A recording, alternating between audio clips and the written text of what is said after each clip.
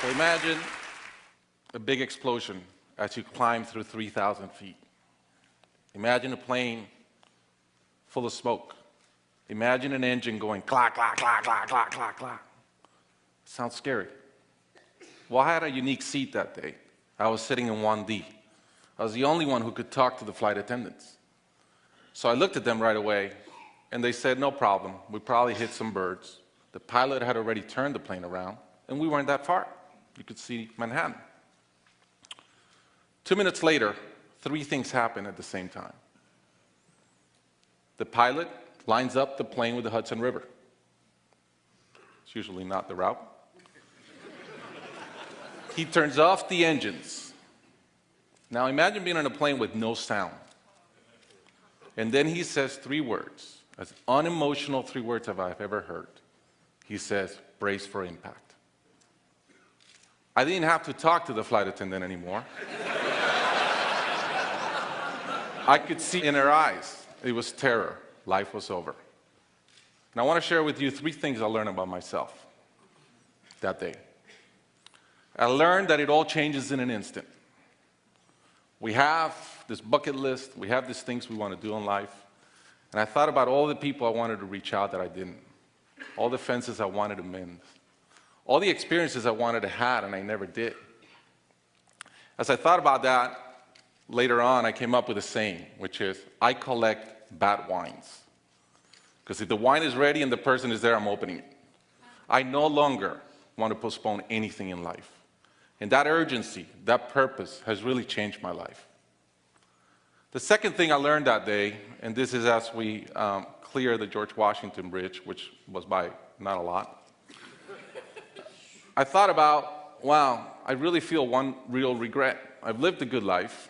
In my own humanity and mistakes, I've tried to get better at everything I've tried. But in my humanity, I also allow my ego to get in. And I regretted the time I wasted in things that did not matter with people that matter. And I thought about my relationship with my wife, with my friends, with people. And after, as I reflected on that, I decided to eliminate negative energy from my life. It's not perfect. It's a lot better. I've not had a fight with my wife in 2 years. It feels great. I'm no longer trying to be right. I choose to be happy. The third thing I learned, and this is as your mental clock starts going 15, 14, 13, you can see the water coming. I'm saying, please blow up. Right? I don't want this thing to break in 20 pieces like you've seen in those documentaries.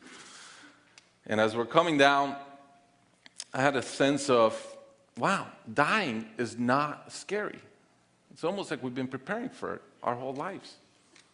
But it was very sad. I didn't want to go. I love my life. And that sadness really framed in one thought, which is, I only wish for one thing. I only wish I could see my kids grow up. About a month later, I was in a performance by my daughter, first grader, not much artistic talent, yet.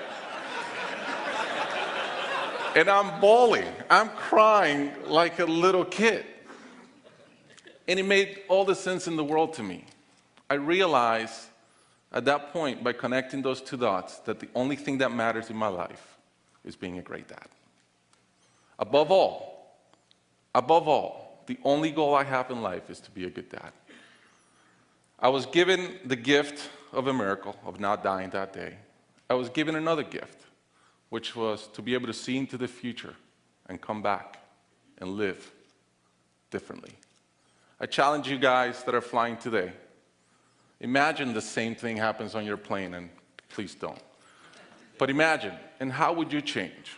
What would you get done that you're waiting to get done because you think you'll be here forever? How would you change your relationships and the negative energy in them? And more than anything, are you being the best parent you can? Thank you.